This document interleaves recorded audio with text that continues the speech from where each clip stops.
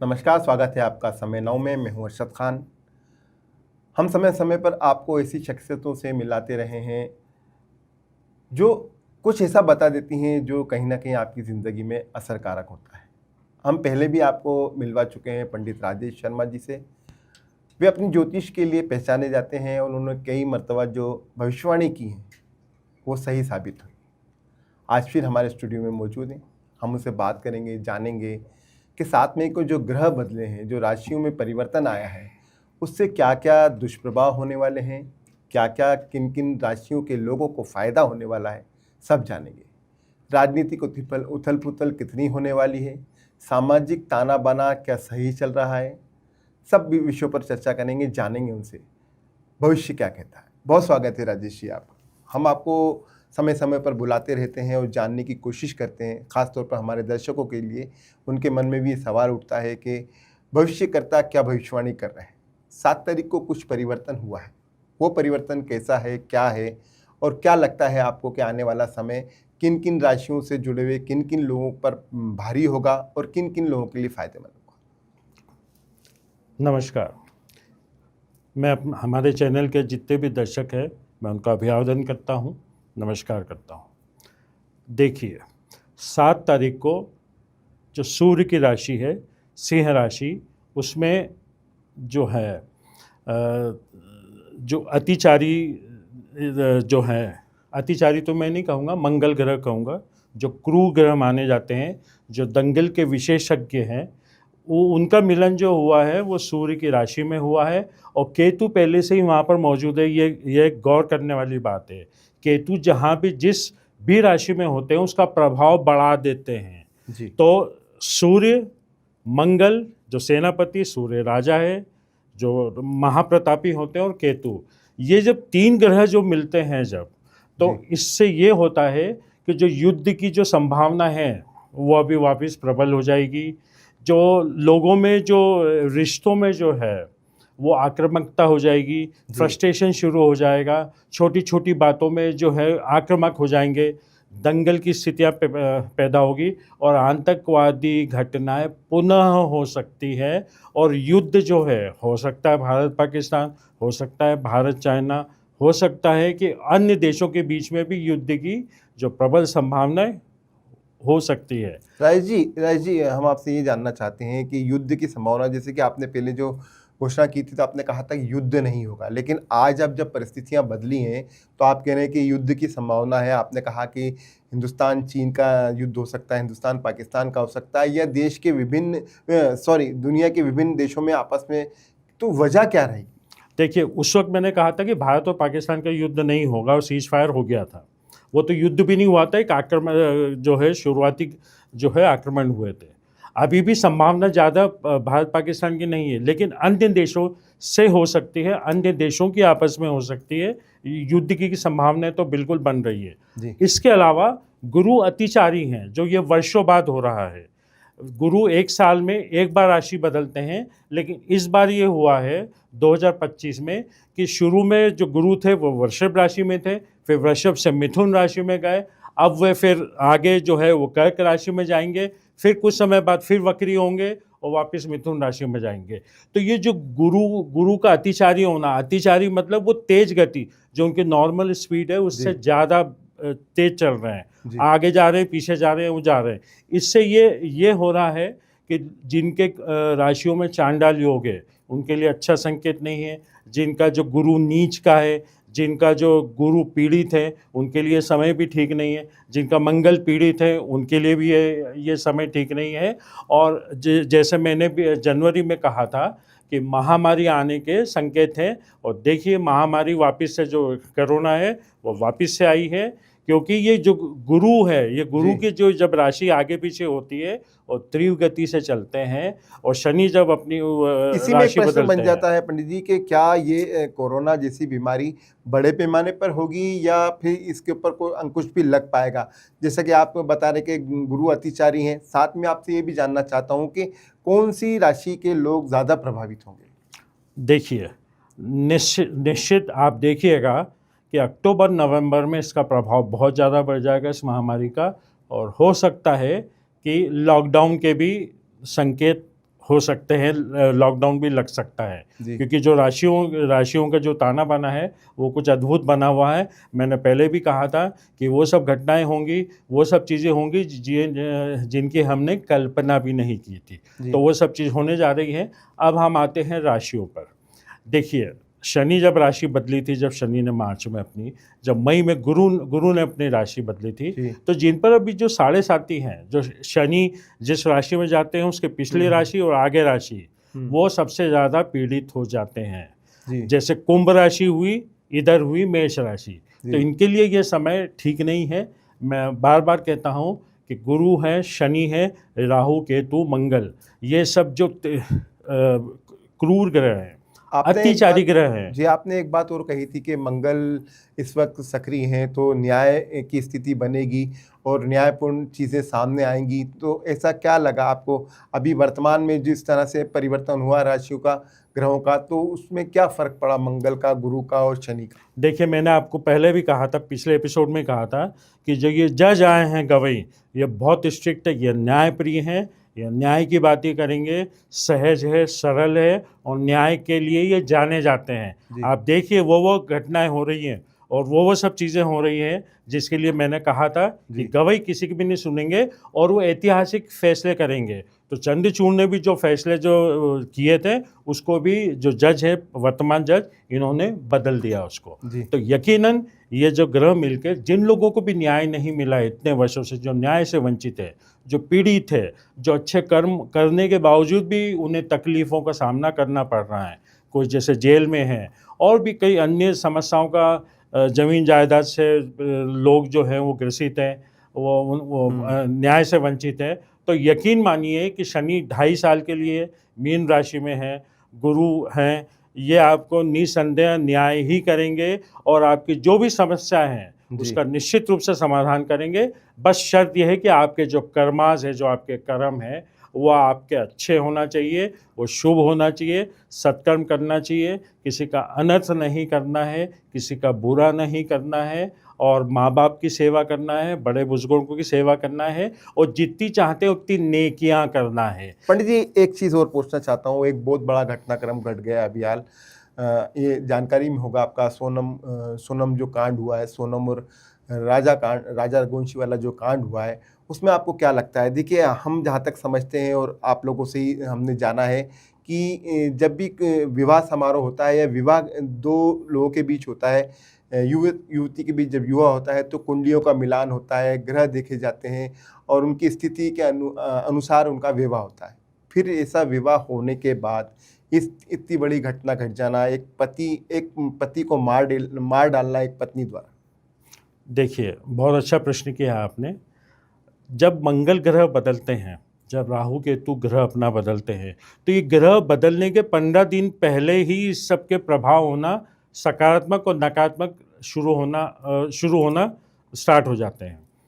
तो अभी भी यही हुआ है कि जो सोनम वाला जो एपिसोड है, इसमें 4 बार बिंदु पे मैं चर्चा करना चाहूँगा। जी। पहला बिंदु ये है कि जब मैंने जैसे कहा कि गुरु अतिचारी हुए, हो सकता है कि जो लड़की है उसका गुरु जो है वो पीड़ित हो, उसका नीच का हो या मंगल नीच का हो या मंगल जो है वो मंगली हो, क्योंकि मंगली लड़कियां जो होती है वो अपने पति की मृत्यु का कारण बनती है। अच्छा। ये बिल्कुल सत्य है। रेखा का उदाहरण हम देख सकते हैं। रेखा के जितने भी विवाह में उनके आदमी आज तक जिंदा नहीं है जी और जिससे भी करेगी वो नहीं होंगे, इसलिए शायद अमिताभ जो है उन्होंने कन्नी काट ली रेखा से। जी अब हम आते हैं उस एक दूसरे बिंदु पर आते हैं। देखिए, जब भी विवाह जैसा प्रसंग होता है समाज में, तो जो योग्य पंडित होता है, कुंडली विशेषज्ञ होता है, जानकार होता है, हम उससे संपर्क करते हैं, कुंडलियों का मिलान करते हैं जी और शुभ तिथियां हम देखते हैं।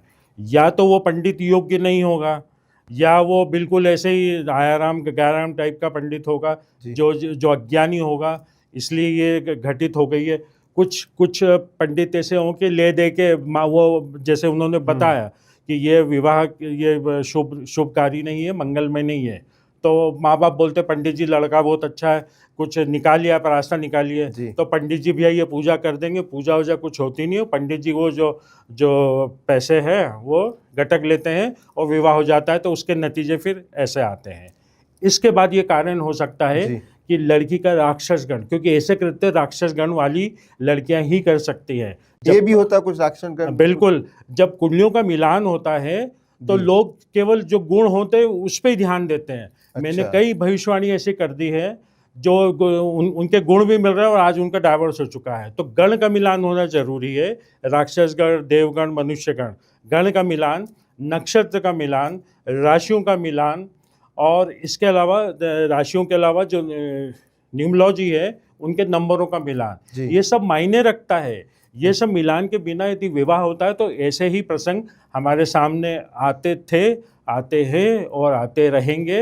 ये मंगल भी कारक हो सकता है, बृहस्पति कारक हो सकता है, राक्षस गण कारक हो सकते हैं ऐसे प्रसंग। पंडित जी, क्या इस पूरे घटनाक्रम को इस नज़रिए से देखें कि जो परिवार के लोग होंगे, दोनों ही परिवार के लोगों ने जल्दीबाजी की, या उनको जिस भी पंडित से उन्होंने सलाह ली या गुण मिलाए, गुण दोष जो मिलाने की प्रक्रिया रहती है वो मिलाए, ठीक तरीके से नहीं मिलाए, इसलिए ये घटना घटी?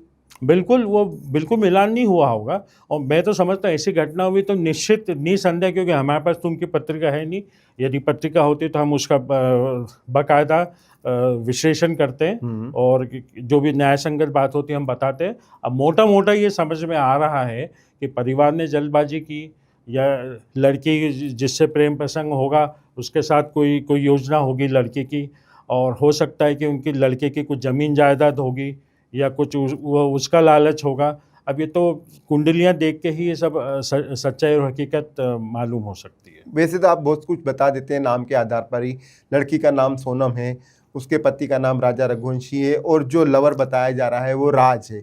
ये रा और सा, देखिए इससे क्या कुछ आंकड़ा आपकी ज्योतिष के अनुसार बिल्कुल बनता है? बिल्कुल बिल्कुल। देखिए सोनम जो है वो कुंभ राशि की है, तो कुंभ राशि से ही जो है वो शनि अभी वहाँ गए हैं, तो बिल्कुल शनि का प्रभाव है। शनि का प्रभाव हो सकता है उस लड़की पे राशि में, और मंगल का प्रभाव हो सकता है, जो दोनों राशियाँ जो है वो अभी फ़िलहाल जो उन राशियों के लिए श्रेष्ठकर नहीं है। जी। हो सकता है ये प्रभाव उसमें लड़के में आया होगा, और चूंकि यदि वो राक्षस, क्योंकि ऐसे काम राक्षस प्रवृत्ति के लोग ही कर सकते हैं, तो राक्षस गण उनके होगा, तो निश्चित इसलिए उसने इस घटना को अंजाम दिया है। भारतीय नारी ऐसी तो नहीं होती है, और उनने अहिल्या नगरी को कलंकित किया है सोनम ने। अब बहुत सी देश भर की जो बहन, जो माता पिता है, वो यहाँ की बेटियाँ लेने के बारे में 10 बार सोचेंगे। ये आपने बहुत बड़ा प्रश्न खड़ा कर दिया। तो पंडित जी के इसके लिए क्या किया जाए? क्या आपकी कुछ सलाह है कि यदि कोई विवाह का प्रसंग बन रहा है, दो परिवार आपस में मिल रहे हैं, तो उन्हें किस तरह की जांच पड़ताल करना चाहिए, किस तरह से उसका इन्वेस्टिगेशन कर लेना चाहिए पहले से, कि ताकि ऐसी घटनाओं का सामना न करना पड़े? देखिए, यकीनन है हम यदि कोई वकील चूज़ करते हैं तो हम 2-4 लोगों से हम सलाह मशवरा करते हैं, ये वकील कैसे हैं, हमें अच्छे वकील की तलाश है। तो यकीनन जब हम रिश्ता करते हैं तो हमें क्रॉस चेक करना बहुत ज़रूरी है। परिवार के बारे में, उनके बैकग्राउंड के बारे में हमें मालूम करना चाहिए, बारीकी से जांच पड़ताल करना चाहिए, और योग्य पंडित से, अनुभवी पंडित से कुंडलियों का मिलान करना नितांत आवश्यक है। मेरे पास दर्जनों उदाहरण हैं कि कुंडली का सही तरीके से मिलान नहीं किया गया, तो आज उनके डाइवोर्स हो चुके हैं या वो लोग इस दुनिया में नहीं हैं। तो बारीकी से मिलान करना ज़रूरी है, और मैं माता पिता से आग्रह करूँगा कि रिश्तों को थोपिए मत। जी, इस चीज़ का ध्यान रखिए, उनके भी भावनाओं को समझिए, रिश्तों को थोपिए मत और जल्दबाजी मत करिए। पर पंडित जी, सवाल ये भी तो उठता है कि फिर हम हमारी संस्कृति, हमारा धर्म और सारी चीज़ों को परे कर भी तो हम विवाह करते हैं। जैसे कई सारे लव मैरिज होते हैं, वो आज तक के सक्सेस हैं। इंटरकास्ट मैरिज हो जाते हैं, वो भी सक्सेस हैं। और भी तमाम तरह की शादी होती हैं, वो सक्सेस है। लेकिन जब मिलान करके शादी की जाती है और इस तरह का घटनाक्रम आ जाता सामने, तो फिर वो आपकी भविष्यवाणी कहाँ रह जाती, जिसमें पंडित लोग बताते हैं कि इनका जोड़ा बहुत अच्छा रहेगा, ये जीवन भर सुखी रहेंगे, इनका ऐसे ऐसे तरक्की होगी, इस तरीके से फली फूलित होंगे, फिर वो कहाँ जाती चीज़? देखिए, बिल्कुल आपने बहुत सही प्रश्न किया है और सटीक प्रश्न किया है। देखिए, लव मैरिजेस में आपने अधिकतर देखा होगा कि लव मैरिजेस जो है वो 75% सफल ही नहीं होती है। उसका रीज़न ही यही है क्योंकि वो कुंडली से मिलाते नहीं है, पहली बात। दूसरी बात, एक इत्तिफाक होता है कि कुंडली अच्छी होती, विवाह हो जाते हैं और अच्छे रह रहे हैं, इसमें कोई दो मत नहीं है। क्रिश्चियन लोग हैं, मुस्लिम लोग हैं, पंजाबी लोग हैं, वो सब इस चीज़ को नहीं मानते। लेकिन मैं आपको बताना चाहता हूँ, मेरे जो अनुभव है, मुझे 20 साल इस क्षेत्र में हो चुके हैं, और मुस्लिम समाज के लोग, क्रिश्चियन समाज के लोग, सिख समाज के लोग आजकल कुंडलियां मिलान करके शादी करना उन्होंने शुरू कर दी है। और जी। मेरे पास में ऐसे कई प्रकरण मेरे पास में है कि जिन्होंने मिलान करके नहीं की है, तो उनके जो आज रिश्ते जो हैं खटाई में पड़े हैं और एकांतवास वो जीवन जी रहे हैं। तो पंडित जी क्या करे आदमी, जैसे अभी आपने अपने वक्तव्य में पहले ही कहा कि किसी पंडित ने गलत सलाह दे दी होगी, तो पंडित ऐसे कौन से पंडित का चुनाव किया जाए जो सही और सटीक जानकारी दे, ताकि उनका वैवाहिक जीवन अच्छे तरीके से गुजर सके? देखिए आजकल क्या है, कुकुर मुत्तों की तरह ज्योतिष की बाढ़ आ चुकी है। यूट्यूबिया ज्योतिष जो है स्वयंभू ज्योतिष पैदा हो गए, जिन्हें न तो शिक्षा है, न उनके पास में दीक्षा है, न उनके पास में शास्त्रों का अनुभव है, न गुरु का आशीर्वाद है। ये सब होना यकीनन होना बहुत ज़रूरी है एक योग्य ज्योतिष के लिए। इसके बाद मैं बोलना चाहूँगा कि आजकल डॉक्टर ज्योतिष लगाना शुरू कर दिए हैं। वो तो दूसरी चौथी पास है, यहाँ तक कि अनपढ़ है, वो डॉक्टर लगा लिया उन्होंने, महामंडलेश्वर बन गए हैं, जिनके पास में कोई योग्यता नहीं है। सब ले दे के ये गोरख धंधा चल रहा है। और जो सटीक ज्योतिष है वो तो यकीनन अपना धर्म निभा रहे हैं, फर्ज निभा रहे हैं, कर्तव्य निभा रहे हैं। लेकिन जो ये फर्जी ज्योतिष, जो स्वयंभू ज्योतिष जो पैदा हो गए, जो फर्जी ज्योतिष पैदा हो गए, वो कबाड़ा कर रहे हैं, वो समाज का कबाड़ा कर रहे हैं, वो धर्म का कबाड़ा कर रहे हैं, वो परिवारों का कबाड़ा कर रहे हैं। सभी दूर कबाड़ खाना उन्होंने खोल दिया है। तो हमें जांच पड़ताल करके, क्रॉस चेक करके एक अच्छे ज्योतिष का चुनाव करना चाहिए, क्योंकि जन्म से लेकर मृत्यु तक ज्योतिष की आवश्यकता पड़ती है। जीवन के हर क्षेत्र में योग्य ज्योतिष की आवश्यकता पड़ती है, और उनके सटीक मार्गदर्शन से ही जीवन सफल, धन्य, सार्थक और सिद्ध होता है। मैं भी आज जो हूँ, मेरा भी जो वजूद है, मैं तो बहुत छोटा सा ज्योतिष हूँ, लेकिन आज मेरे गुरु की कृपा है, मेरे माता पिता की कृपा है, मेरे कुलदेवी की कृपा है, मेरी इष्ट की कृपा है, और नेकियां हैं, ये जो हमें समय समय पर आगाह करती हैं और हमारा साथ निभाती है। मेरा अंतिम सवाल आपसे ये है कि जिस तरह से राशियों में परिवर्तन हुआ है, सोनम राजा रघुवंशी मामला भी सामने आ गया, ओवरऑल इंदौर की बात करें, ओवरऑल मध्य प्रदेश की बात करें, ओवरऑल हिंदुस्तान की बात करें, तो राजनीतिक परिप्रेक्ष्य में क्या स्थिति बन रही है योग के अनुसार, आपके ग्रहों के अनुसार, राशियों के अनुसार? क्या कोई राजनीतिक घटनाक्रम बड़ा होने वाला है? जैसे आपने युद्ध को लेकर तो कहा कि युद्ध की संभावना है, लेकिन हिंदुस्तान की किसी और देश से है, या किसी और देश की किसी और देश से है, तो राजनीतिक घटनाक्रम क्या घटने वाला है? देखिए, राजनीतिक घटनाक्रम की यदि हम बात करते हैं, तो मैंने पिछले एपिसोड में और हमारे जनवरी के एपिसोड में भी कहा था कि राजनीतिक उठापटक बड़े पैमाने पे होगी, और वो समय अब आ चुका है, क्योंकि मंगल, सूर्य और केतु मिलके ये दंगल तो निसंदेह करेंगे ही करेंगे। और अब हम कुछ ऐसा देखेंगे कि न्याय जो पालिका है, उनके फैसलों से एक बहुत बड़ा भूचाल आएगा राजनीति में। इसके अलावा हम ये भी देखेंगे कि बाहर से भी कुछ ऐसे घटनाक्रम होंगे, मतलब विदेश से, कि राजनीति पे भूचाल आएगा, घटनाक्रम उठापटक होगी, और बड़े बड़े जो नाम हैं वो धूल चाटेंगे। कुछ ऐसी अनोखी घटनाएं होंगी जो हम कल्पना भी नहीं कर सकते। उनका राजनीति का बोरिया बिस्तरा बन जाएगा। मैं नाम नहीं लेना चाहूँगा किसी का, लेकिन ये होके रहेगा। और जहाँ तक रिश्तों की जो बात हम जो कर रहे हैं, रिश्तों में आप देखिए, मैंने जनवरी में भविष्यवाणी करी थी, एक अखबार के लेख में भी लिखा था कि बड़े बड़े जो सेलिब्रिटी हैं उनके रिश्ते भंग हो जाएंगे, उनका जो लव स्टोरी जो है वो भंग हो जाएगी, उनके रिश्ते खटास में पड़ जाएंगे। जिसमें मैंने राधिका अंबानी का जिक्र किया था, मैंने सोनाक्षी सिन्हा का जिक्र किया था, मैंने कैटरीना कैफ का भी जिक्र किया है। इसके अलावा अन्य सेलिब्रिटी हैं, इनके भी रिश्तों में दरार इस साल के अंत या 26 में हमें देखने को मिलेंगी, और बहुत सारे रिश्ते बिगड़ेंगे, बहुत सारे डाइवर्स होंगे। ये क्रूर मंगल के कारण और ये अत्याचारी गुरु के कारण ही ये सब कुछ संभव होगा, और निसंदेह होगा। तो पंडित जी, संभला कैसे जाए?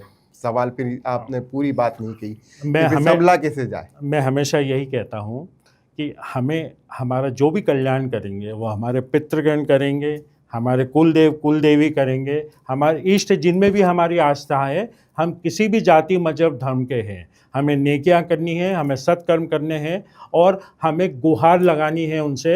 यदि हम कृतज्ञ रहेंगे इन सब के प्रति, और ब्रह्मांड के प्रति, ब्रह्मांड की ऊर्जा के प्रति, तो हमारा बाल बाका नहीं होगा। हमें लोग कृतज्ञ ही रहना नहीं चाहते, बस मांगीलाल बने रहते हैं, ये दे दो, वो दे दो, ऐसा कर दो, वैसा कर दो। आपको मांगने की ज़रूरत नहीं, जो ईश्वर ने हमें दिया है, जो ब्रह्मांड ने, जो नियति ने दिया है, हमें उसके लिए शुक्रगुजार होना ज़रूरी है। हम शुक्राना रहें, हम अपने सत्य कर्म करते रहें। और माता पिता से बढ़ के मैं हर बार कहता हूँ, कोई भगवान नहीं होता है। यदि वो जिंदा है या उनके उम्र के कई लोग जिंदा है, उनकी सेवा करिए, आप उनका कल्याण करिए। उनके उम्र के जो उम्र दराज लोग हैं उनका कल्याण करिए। निसंदेह कृपा बरसेगी, ईश्वर कल्याण करेंगे, उद्धार करेंगे, बेड़ा पार करेंगे और संकटों से मुक्ति भी दिला देंगे। जी, बहुत धन्यवाद। हमसे चर्चा कर रहे थे पंडित राजेश शर्मा जी, जिन्होंने बताया कि मंगल कितना प्रभावी है और हमेशा की तरह उन्होंने एक ही सलाह दी है, यदि मंगल के प्रकोप से आपको बचना है तो अपने माता पिता की सेवा कीजिए, अच्छे कार्य कीजिए। सोनम और राजा रघुवंशी को लेकर भी उन्होंने कहा कि जो पंडित लोग होते हैं, अगर समय रहते व्यवस्थित तरीके से कुंडलियों का मिलान करें तो ऐसी घटनाएं रोकी जा सकती हैं। आमतौर पर लोग जनरल पंडित से बात कर कुंडलियाँ मिला लेते हैं या किसी विशेष बातचीत के या विशेष प्रलोभन के चलते ऐसे काम कर लेते हैं जिससे उनको भविष्य में नुकसान होता है। हमारे खास कार्यक्रम फिलहाल इतना ही।